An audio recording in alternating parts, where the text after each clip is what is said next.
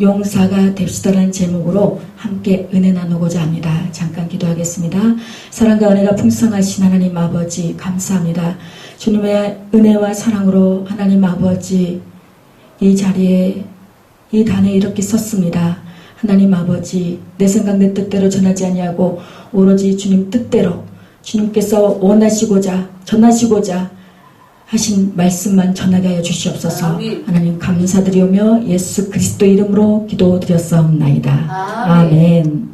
네, 제가 어렸을 때 키가 우리 시골의 친구들보다 또 그 어느 또래보다 키가 컸어요. 그래서 맨날 할머니가 어르신들이 키 크고 속 없다는 소리를 많이 들었고 자랐어요. 예, 그래서 뭘 일을 시켜놓으면 끝까지 제대로 하지 못하고 그래서 맨날 그런 소리를 듣다 보니까 나중에는 그런 소리가 굉장히 제게 그때는 어렸을 때는 몰랐어요. 근데 지금 오늘 제가 말씀을 준비하면서 우리가 이 큰 용사가 됩시다. 어떤 보기에 우리가 보기에 육안으로 보기에 등치가 큰 그런 큰 용사가 아니라 정말 꼭 속으로 꽉 찬 보이지 않는 그런 속으로 꽉 찬 그런 큰 용사가 됩시다라는 제목인데 그러면 이 큰 용사가 어떤 큰 용사가 되자는지 오늘 말씀을 통해서 한번 하나하나씩 풀어가도록 해봅시다.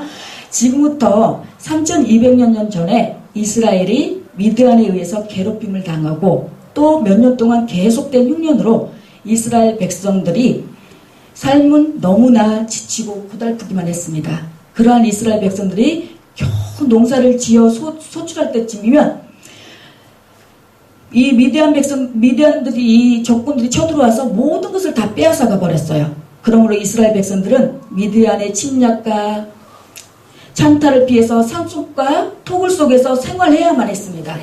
이러한 위기 속에서 하나님께서 기드온을 찾아왔고 기드온이 이스라엘을 구원할 큰 용사라고 불러주셨습니다. 그렇습니다. 여기에 다 앉아 계신 우리 다 목사님들이십니다. 다 주님의 종들이시고 다 주님이 불러주셨기 때문에 우리가 이 자리에 앉아있고 이렇게 하나님의 말씀을 전하고 있는 것입니다. 그러나 기드온은 자신이 큰 용사라는 사실을 믿을 수가 없었습니다. 저도 어저께 얼떨결에 우리 목사님께서 말씀을 전하시려고 하는데 한편은 너무너무 기쁘면서도 내가 과연 할 수 있을까 굉장히 막 많이 고민을 했어요. 오늘 또 오면서 이러한 저러한 문제 때문에 이렇게 핑계대고 이렇게 하고 안 할까 이렇게 그런 생각까지 했어요.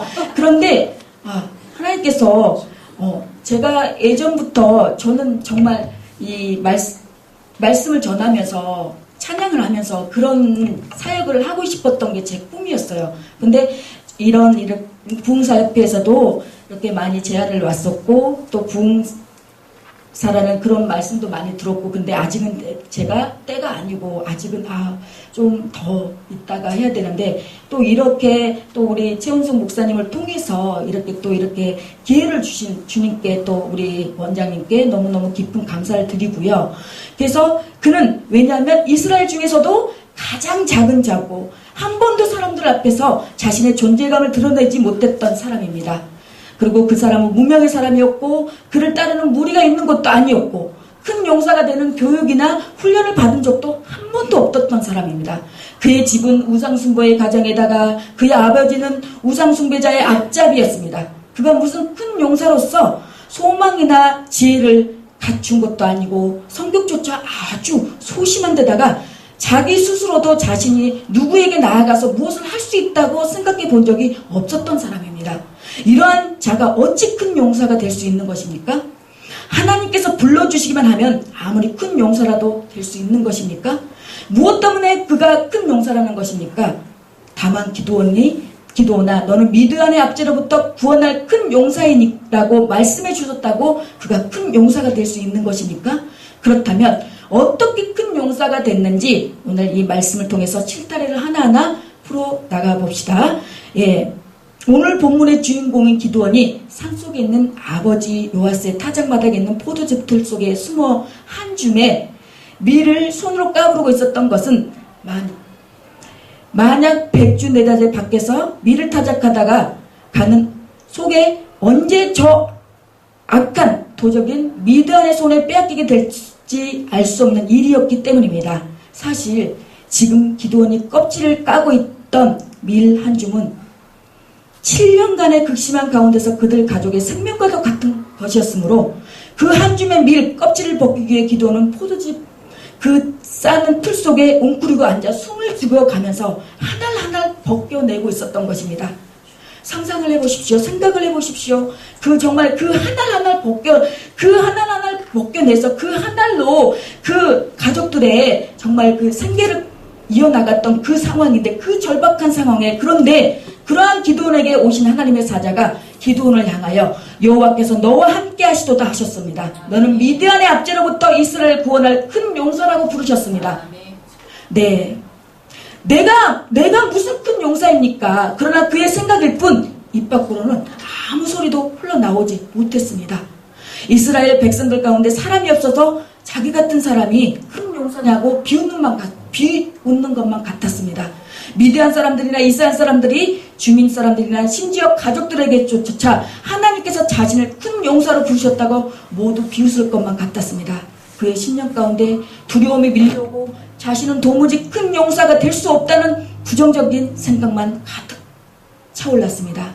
그러한 기드온이 2차례 양털 시험은 거쳐 자신을 큰 용사로 부르신 분이 바로 하나님이심을 깨닫습니다. 하지만 포도즙 틀 속에서 패배의식과 두려움 속에 사로잡혀 있던 소심한 기드온은 아직도 너는 큰 용사라는 하나님의 부르심을 쉽게 쫓아갈 수는 없었습니다. 그러나 기드온은 끝내 극도의 불안감과 두려움을 극복하고 담대하게 일어섰습니다. 그렇습니다. 우리가 언제까지 나의 좌절했던 절망스러운 그 자리에서 언제까지 그 이불에서 누워서 언제까지 신세한탄이나 하고 과거에 이랬을걸 껄껄하면서 그렇게 있으렵니까? 우리도 그 자리에서, 그 절망의 자리에서 일어나서 우리가 일어날 때 그 기적은 일어나는 것입니다.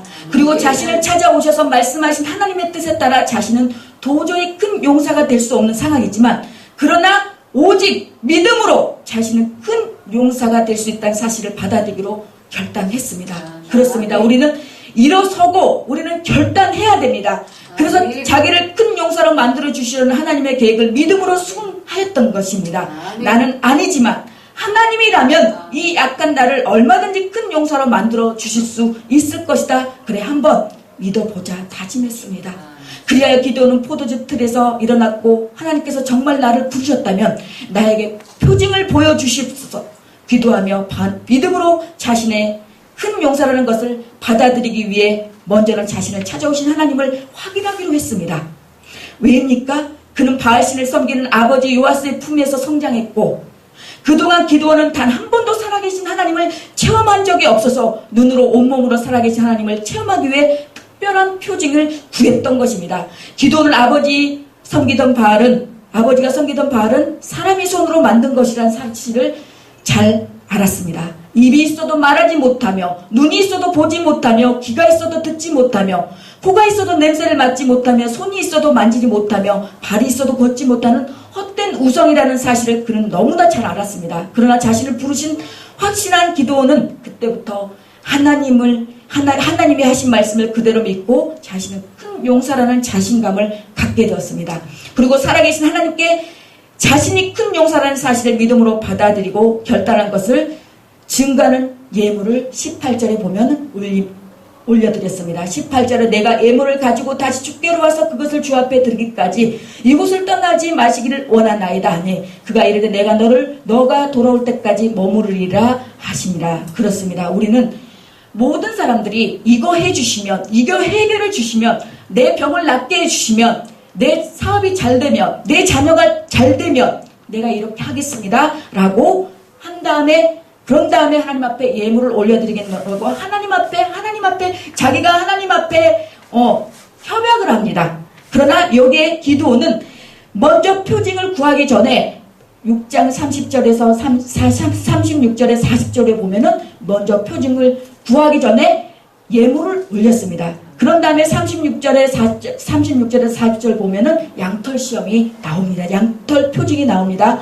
양털 한 분치를 놓고 양털에 왜 이슬만 있으면 있고, 자, 36절에서 40절을 읽어보도록 하겠습니다. 기드온이 하나님께 여쭈되 주께서 이미 말씀하신 것 같이 내 손으로 이스라엘을 구원하시려거든 보소서 내가 양털 한 뭉치를 타작마당에 두리니 만일 이슬이 양털에만 있고 주변 땅만 마르면 주께서 이미 말씀하신 것 같이 내 손으로 이스라엘을 구원하실 줄을 내가 알겠나이다 하였더니 그대로 된지라. 이튿날 기드온이 일찍 일어나서 양털을 가져다가 그 양털에서 이슬을 짜니 물이 그대로 가득하더라.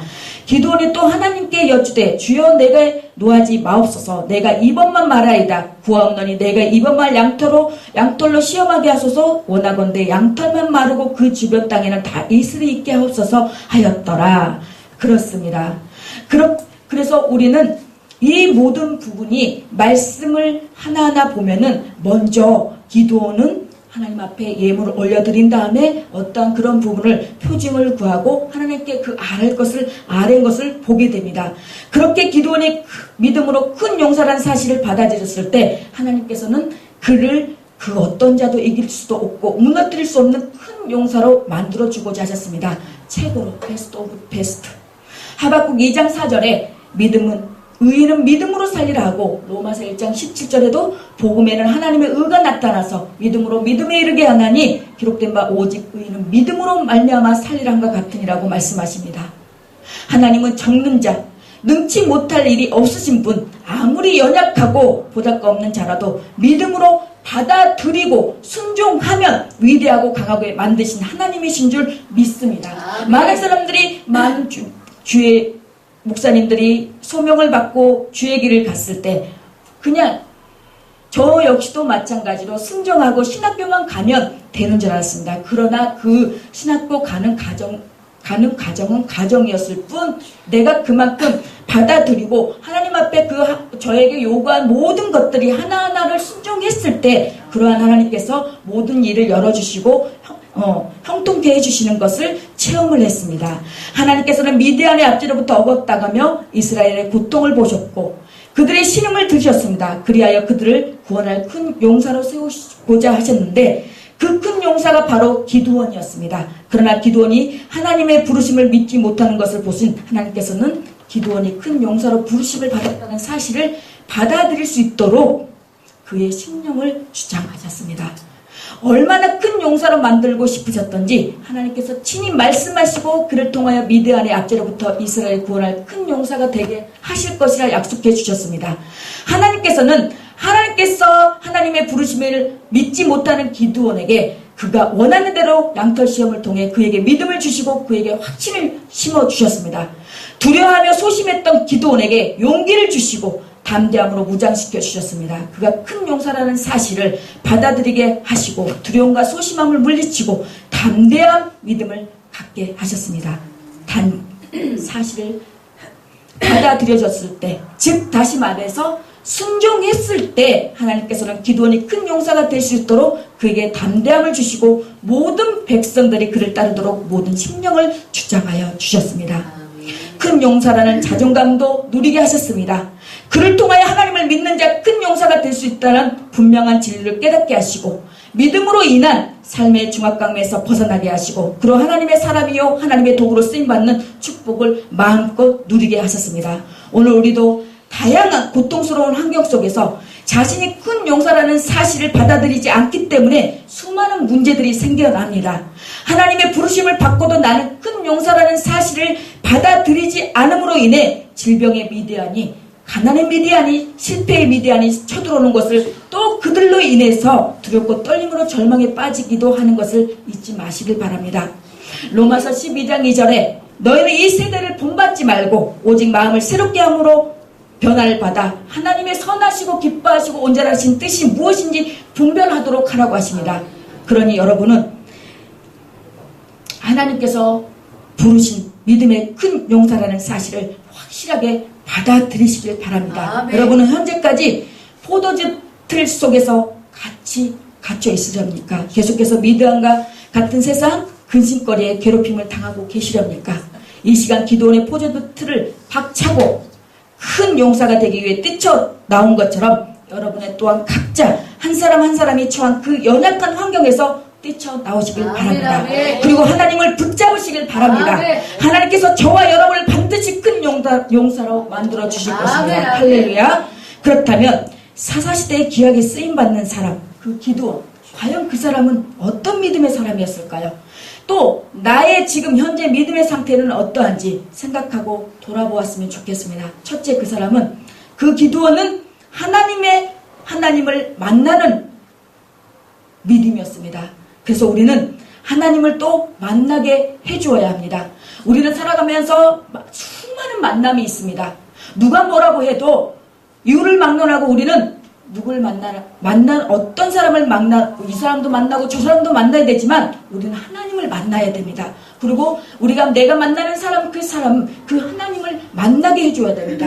그 어떤 것을 통해서라도.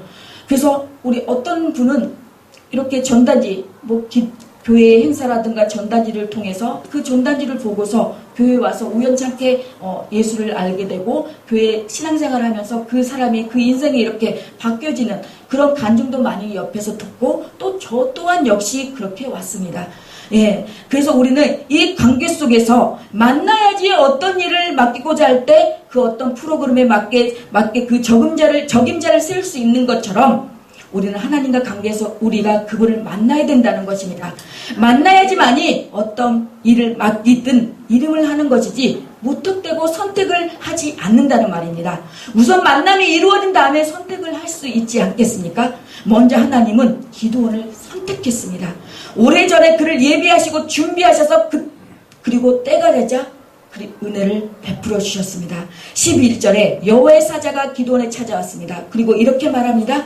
큰 용사여, 여호와께서 너와 함께 계시도다. 이렇게 하나님은 기드온을 부르셨고, 기드온은 이런 하나님의 부르심 앞에 순종하며 믿음의 삶을 결단하며 쓰임을 받게 된 것입니다. 우리는 그런 그의 부르심에 보여주신 말씀 속에서 하나님을 만나는 것이 귀한 믿음이라는 것을 배웁니다. 우리가 구원을 얻고 하나님의 자녀가 되었습니다. 또한 우리가 하나님의 자녀가 되어 하나님의 일꾼으로 또한 하나님의 종으로 부르심을 받아 주의 나라와 복음을 위해 헌신하게 되었습니다. 이 모든 일의 근거는 하나님의 은혜와 인간의 믿음으로 이루어지는 것입니다. 하나님은 우리를 내가 태어나기 전에 선택하셨고 때가 되었을 때 은혜를 주셔서 적절하게 또 각자 사람의 그 때에 맞게 하나님의 때에 맞게 또 그 사람의 또 때에 맞게 하나님께서 부르시고 채우셨습니다. 그 선택과 은혜가 중요하고 믿음과 결단이 또한 아울러 중요한 것입니다. 그래서 성경은 이렇게 강조합니다. 너희가 그 은혜를 인하여 믿음으로 말미암아 구원을 얻었나니 이것은 너희에게 난 것이 아니요 하나님의 선물이라고 했습니다. 사람이 마음으로 믿어 의에 이르고 입으로 시인하여 구원에 이른다고 했습니다. 하나님의 은혜가 있어야 하나님을 만나는 것이고 내가 내 입으로 주님을 고백해야 구원에 이르는 것입니다. 이 둘의 조화를 통해 우리가 구원을 얻고 하나님의 자녀가 되고 하나님을 만나는 것입니다. 하나님을 만나야 우리는 문제가 풀리고 난관도 극복되고 성벽도 무너지는 것입니다. 결국 신앙생활은 하나님과의 만남으로 성숙해져 가는 것입니다.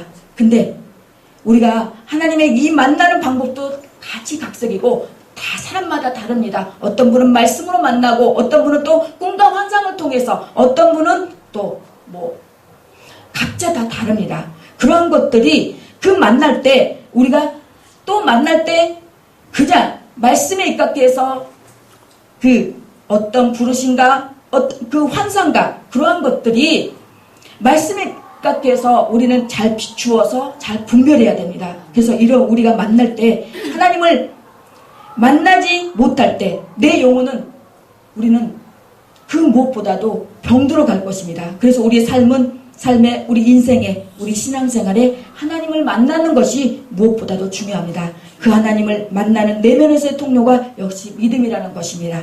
저는 이렇게 그 성도 때부터 하나님께서 이렇게 기도원에 많이 이런저런 체험을 많이 하게 하시더라고요. 그래서 제가 기도원을 이렇게 다니면서 많은 은사 집회도 다녀보고 또 이렇게 또 말씀하는 집회도 많이 경험도 해보고 그래서 이렇게 기도원에 가보면은 어떤 이러한 부분에서 이 영적 흐름과 이런 부분들을 좀 이렇게 느껴지는 게 있어요. 그런데 그러한 것들이 어저께 제가 순간 저는 이제 부교육자 때부터 이제 목사님 출타하시면은 수요 예배나 금요 예배를 세울 때 저는 말씀 전하라고 하면은 그거는 저는 정말 좋아했어. 정말 좋았어. 딴 거 정말 다른 건 다 뿌리쳐두고 목사님이 그거 이렇게 말씀 전하라고 하는 거는 정말 그것만큼은 정말 다른 거 이유를 불문하고 했어요. 왜냐? 그때는 어렸었고 전도사 때고 아무것도 모르는 상황이었기 때문에 그냥 했어요. 정말 순수한 마음으로. 근데 지금은 이제 제가 목사가 되고 나니까 이 말씀 전하는 것이 가면 갈수록 어려운 것 같아요. 예, 그래서 제가 좋긴 하지만 가서 제가 아까 설레면서도 걱정을 했어요. 그렇지만 하나님께 또 기도하면서 하나님께서 네가 하냐 내가 하지. 그래서 그냥 하나님 앞에 맡기고 지금 이 자리에 섰습니다마는 그래도 이 자리에 우리 원장님께서 목사님께서 많이 기도한 적이 있어서 뭐 정말 이렇게 딱 쓰니까 하나님께서 이 담대함을 딱 주는 게 이게 딱 영적으로 느껴져요. 그래서 하나님 목사님 참 기도에 많은 뿌리를 내리셨구나 영적으로 느껴지는 게 있는데요. 이제 날마다 순간마다 우리는 이 하나님을 다시 만나야 합니다. 신앙생활의 모든 행위는 한마디로 하나님과 만나는 말입니다. 일입니다. 예배가 그렇습니다. 예배는 하나님 나와의 만남입니다. 기도가 만남이고 말씀도 설교도 모두 하나님과의 만남입니다. 하나님은 자주 만나야 잘 되는 것입니다. 그래서 우리는 이 만남, 예배든 찬양이든 어떻게 해서든 우리는 기도로든 찬양으로든 하나님 앞에 우리는 만나야 돼요. 자꾸 하나님 앞에 기도를 우리 걸어가면서도 늘 내 삶이 내 생각이 온통 그 하나님 내 중심이 삶이 인생이 내 예수 그리스도여야지 됩니다. 나를 사랑하는 자이 나의 사랑을 입으면 나를 간절히 찾는다가 나를 만날 것이니라. 날마다 하나님을 찾는 믿음으로 그분과 더 가까워지기를 간절히 소원합니다. 두 번째로 생각하는 믿음입니다. 본문 하나님과 기도원의 만남을 강조하면서 아울러 기도원과 깊은 생각과 신중한 행동을 보여주는 말씀입니다. 기도원이 그에게 대답하되 나의 주여 여호와께서 우리와 함께 계시면 이 모든 일이 우리에게 일어났나이까 또 우리 조상들이 일찍 우리에게 이르기를 여호와께서 우리를 애굽에서 올라오게 하신 것이 아니냐 한 그 모든 이적이 어디 있나이까 이제 여호와께서 우리를 버리사 미드안의 손에 우리를 넘겨주셨나이다 하니 이 말씀에서 보는 것처럼 기도원은 천사에게 그의 깊은 생각에서 나오는 솔직한 질문을 하고 있는 것입니다. 이런 기도원에 대하여 천사는 자세히 답변해 줍니다. 그런 말이 몇 번 오고 갑니다. 그러다가 이제 기도원은 깊은 생각에서 신중한 행동으로 이어집니다. 17절에 내가 주께 은혜를 입었사오면 나와 말씀하신 이가 주 되시는 표징을 내게 보이소서라고 말합니다.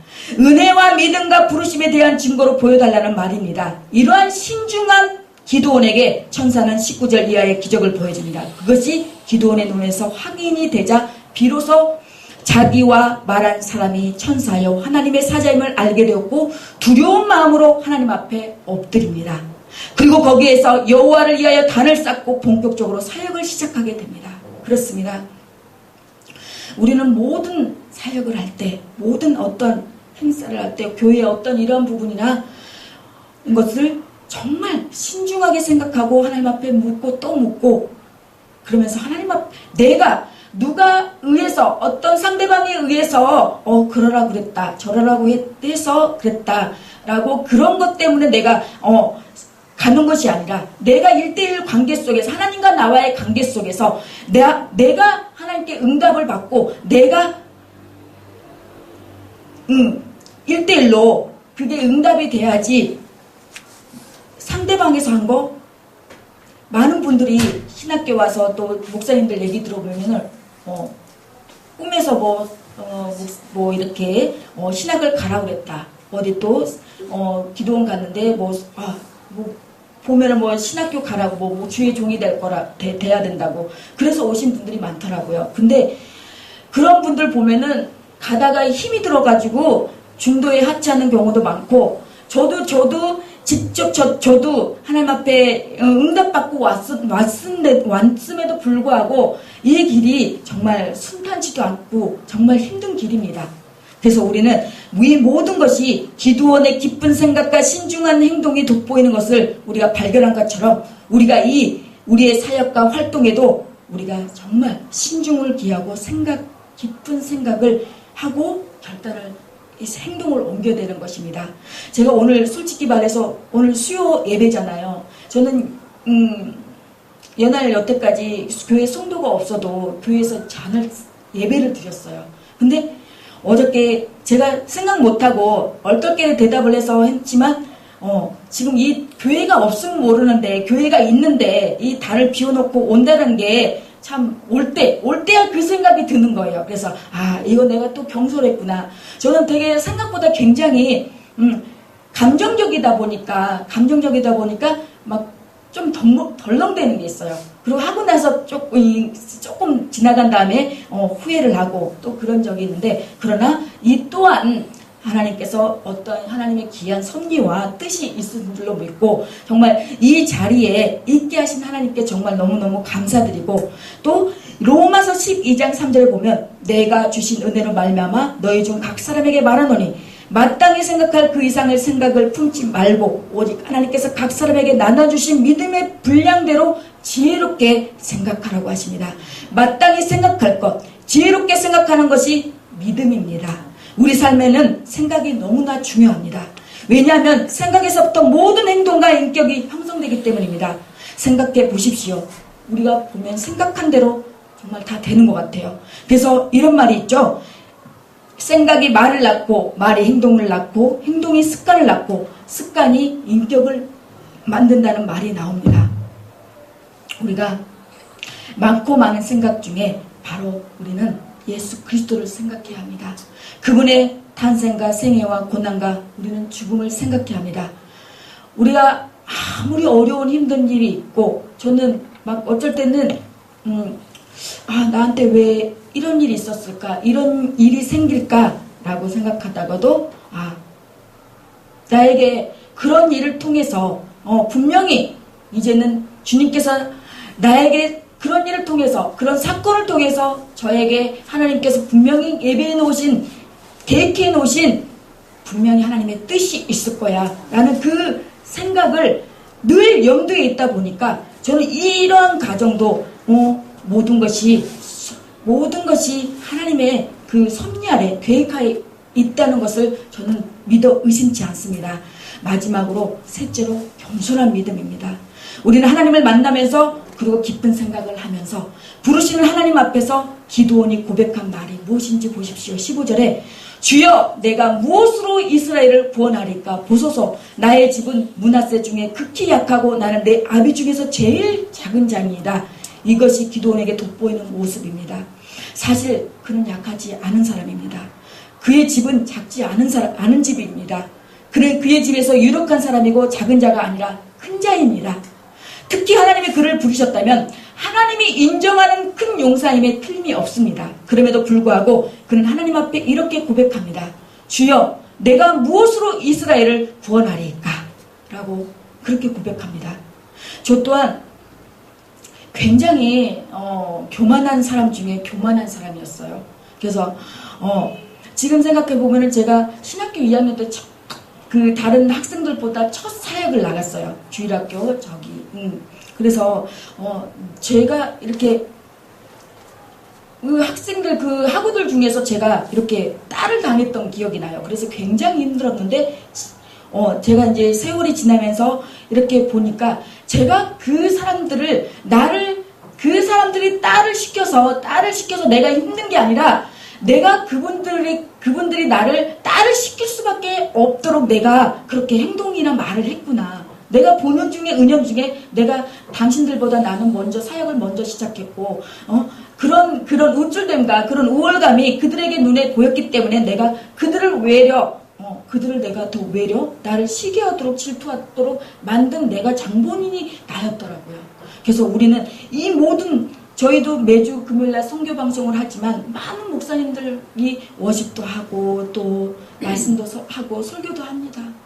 그러나 정말 말씀을 전하시면서 1년을 넘게 오신 분들도 계시고 하지만 정말 그분들은 왜 그분들이 보시기에 이런 점이 보이고 이런 게 못마땅하고 마음에 안 든 점이 왜 없겠습니까? 그런데도 1년 넘도록 말 한마디 안 하시고 그냥 정말 잘한다고 격려해 주시고 그러다 보니까 그런 격려 때문에 제가 더 그분들에게 내가 더 잘해야겠다 그런 생각으로 정말 기도하면서 지금도 임하고 있지만은 우리는 늘 겸손해야 됩니다.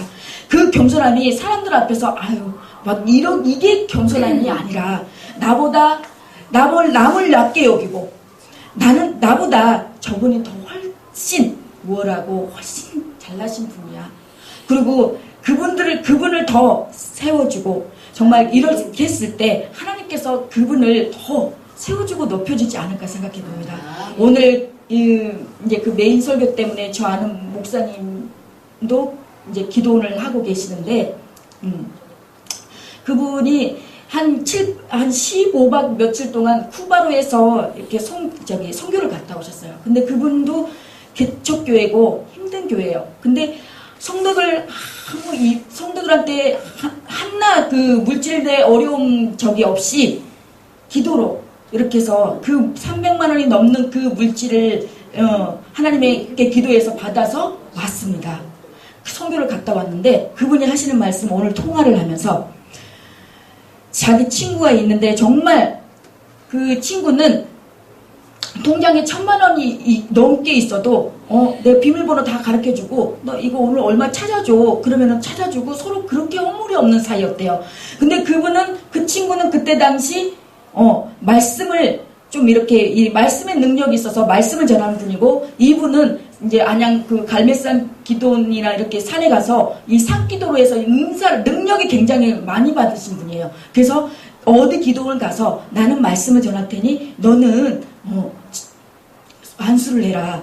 그러니까 다 눈 감고 있으니까 누가 안수한지 모르잖아요. 근데 그때만 이제 병마가 떠나가고 이제 이 능력이 나타나니까 누가 그랬냐고 다 사람들이 물어보더래요. 그래서 하나님께서 이제 이분이 안수한 분이 그래 나는 드러나지 않고 그랬대요. 친구한테 그래 너만 드러나고 말씀 너는 능력이 있으니까 너는 드러나고 나는 드러나지 않고 하나님의 능력만 임하면 나는 괜찮아. 하나님의 내 안수로 인해서 이걸로 인해서 하나님의 나라만 확정되면 나는 괜찮아. 그런데 어느 날 기도하는데 이 친구가 명함을 나눠주려고 하는데 이 성령의 감동이 와서 명함을 나눠주지 말라 그랬대요. 그 친구한테. 근데 보니까는 어디 화장실 갔다 오는데 막 그 사람들한테 명함을 다 나눠주더래요. 그러니까는 이 친구가 오해를 한 거예요. 이 친구가 시기 질투가 나서 명함을 주지 말라나 보다. 그리고 했는데 그 기도원에서 명함 나눠준 것이 이제 나눠주지 못하게 한 건데 발각이 돼가지고 그 기도원에서 잘린 거예요. 그 이제 말씀 전하시는 그 목사님은.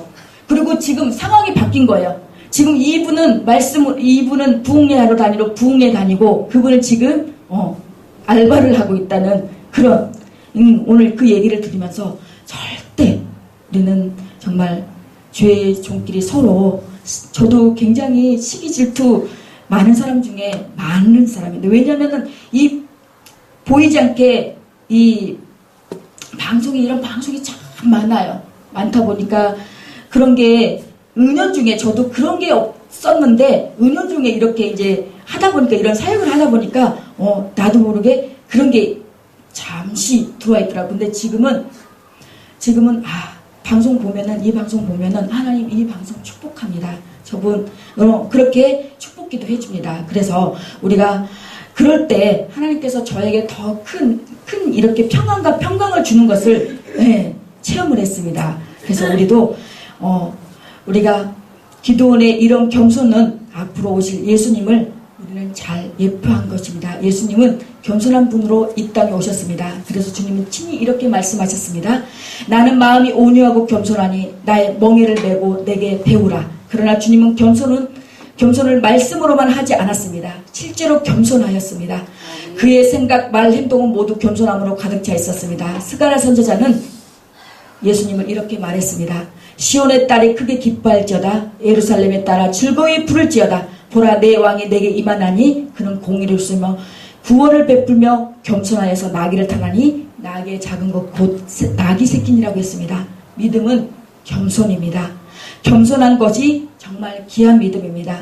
정말 저희 지금 촬영하고 계시는 저와 함께 동역하시는 목사님 저보다 한참 많습니다. 그런데도 제가 와달라고 하니까 와주셨습니다. 예. 저분은 저도 성격이 막 이렇게 불 같아요. 그래서 막 이럴 때 그냥 가만히 계셔요. 가만히 저를 혼자 언제까지 저러고 네. 그러다가 저 혼자 이제 하다가 이제 그냥 저 혼자 저 풀에 꺾어져요. 그러다 보니까 이제 어쨌든 근데 이제 저 목사님도 이제 사람이잖아요. 한 번, 한두 번이지. 그 목사님도 이제 화낼 때는 제가 또 깨게 갑니다. 그래야지. 예. 그래서 우리는, 네, 제가 이렇게 하는 것도 교만하니까 그렇지, 제가 겸손하면은 그렇게 할 수 없어요. 그래서 겸손하면 그렇게 할 수 없을 거라고 생각해요. 그래서 저도 항상 늘 주님 앞에 무릎을 꿇으면서 하나님 저 겸손한 사람이 되게 해달라고 정말 늘 하나님 앞에 무릎 꿇는 게 그겁니다. 하나님 앞에 늘 겸손하고 하나님 나보다 남을 낮게 여기고 정말 하나님이 쓰시기에 합당한 그릇이 되게 해달라고 그렇게 기도합니다. 그래서 이 예물 드려짐도 저는 겸손의 징표라고 생각합니다.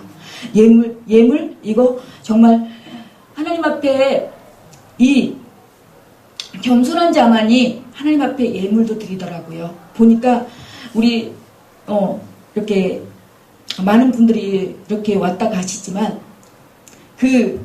보면은 그 예배 시간에 그 예물을 드려지는 그 시간이 있음에도 불구하고 정말 다 보여요. 그 예배 시간 예물 드리기 불편하니까 그 시간 피해서 이렇게 자기 시간대에 맞춰서 또 늦게 이렇게 오는 저는 그거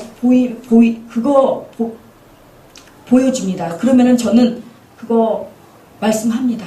그건 하나님 기뻐하지 않거든요.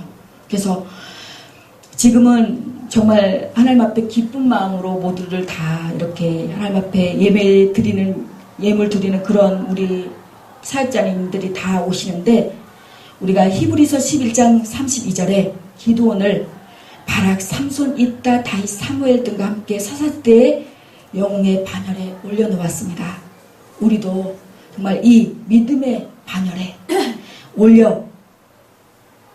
올라가야 되지 않겠습니까? 네. 우리가 이 다음 세대에 정말 이 믿음의 후손들에게 무엇을 정말 물려줄 것인지 우리가 깊이 생각해 본다면 우리가 그 후손들에게 다음 세대들에게 정말 본이 되는 신앙생활을 하고 정말 우리가 여기에 올라오다 보니까 많은 대학생들이 있더라고요.